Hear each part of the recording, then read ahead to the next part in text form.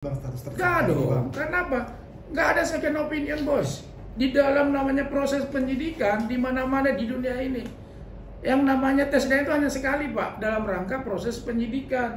Nggak mungkin polisi minta second opinion yang kedua kali. Kenapa? Karena mereka sudah menunjuk lab dokes yang profesional dan independen. Apa itu? Yang kemarin sudah dikeluarkan hasilnya. Lalu mereka minta tes DNA ulang. Nggak ada, Pak. Ini bukan penyakit, Pak. Bukan mencari penyakit apa, bukan. Ini dalam rangka mencari hubungan biologis anak dengan bapak. Kan begitu, bukan dengan Lisa Mariana loh. Ini sebetulnya mencari bapak dengan anak, hubungan biologisnya sejauh mana. Dan Barreskrim sudah menunjuk lab dokesnya dan sudah ketahuan hasilnya. Jadi apalagi yang diminta tes DNA ulang, nggak ada, Pak.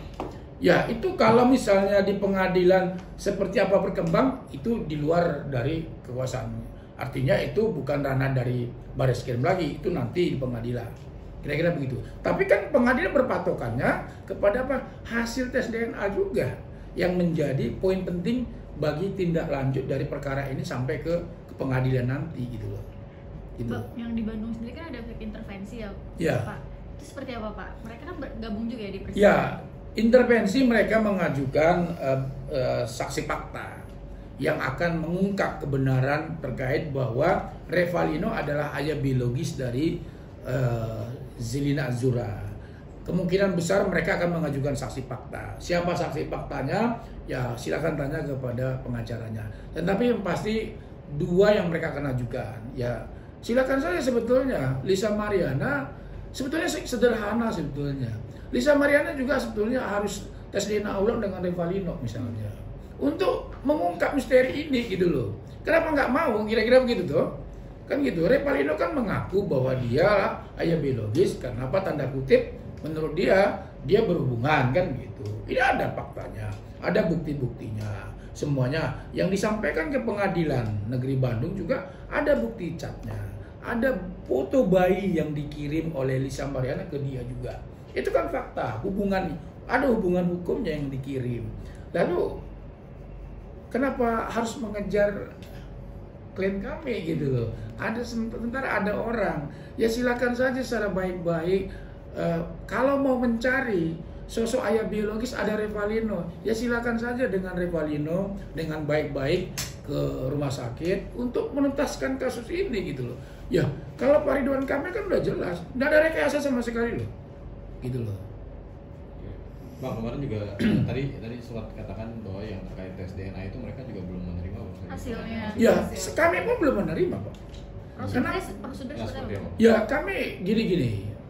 Sepengetahuan kami bahwa itu kan nanti akan dibawa ke pengadilan. Akan dibawa ke pengadilan sebagai bukti. Ya, menurut polisi mungkin SOP-nya tidak diberikan kepada para pihak. Karena itu menjadi bukti nanti di persidangan. Para pihak hanya diperlihatkan bahwa ini loh hasilnya. Ya kami meyakinin. Kenapa kerja-kerja profesional dari Barreskrim kami harus hargain gitu. Kami cek sendiri hasilnya. Itulah kemarin para pihak itu kan diundang untuk melihat hasil daripada hasil pemeriksaan tes DNA tersebut. Jadi kalau mereka mengatakan belum menerima, kami pun belum menerima. Kenapa? Karena itu adalah dokumen yang memang harus diberikan oleh pihak kepolisian nanti di kejaksaan sampai nanti di pengadilan untuk diserahkan kepada pihak kejaksaan. Nanti dibuka di sana gitu. Enggak bukan konsumsi pribadi kepada para pihak, enggak. Karena itu bukan dokumen yang sembarangan dikasih kepada para pihak gitu loh. Gitu loh. Berarti hasil tersebut nanti bisa meringankan juga masih dari Pak RK sendiri. Hasil tes kan nanti dibawa ke pengadilan. Bukan meringankan, ya itu kan memang menjadikan dasar Lisa Mariana tersangka. Kan begitu. Ya Pak RK nanti akan menjelaskan saja gitu. Artinya tentu kan di pengadilan nanti kan Pak RK pasti hadir kan untuk didengar keterangan sebagai korban lah kira-kira gitu. Korban pelaku yang merasa difitnah kan begitu. Nah yang pasti bahwa hasil tes DNA itu menjadi poin penting di dalam kasus ini. Lain tuh nggak ada lagi, gitu. Pak RK sejauh ini apa kabarnya, Pak? Ya Pak RK baik-baik aja. Kan sering lihat di media sosial tuh. Jadi sampai saat ini beliau sama ibu akur-akur aja. Ya kita kan juga ya mengakui lah ya. Kalau dulu kan awal-awal kasus tentu badai ada. Kita nggak mungkirin itu. Tapi dalam proses beliau berdua ya tentu mengalami proses kedewasaan, tentu sampai sekarang ya akur-akur aja, baik-baik saja.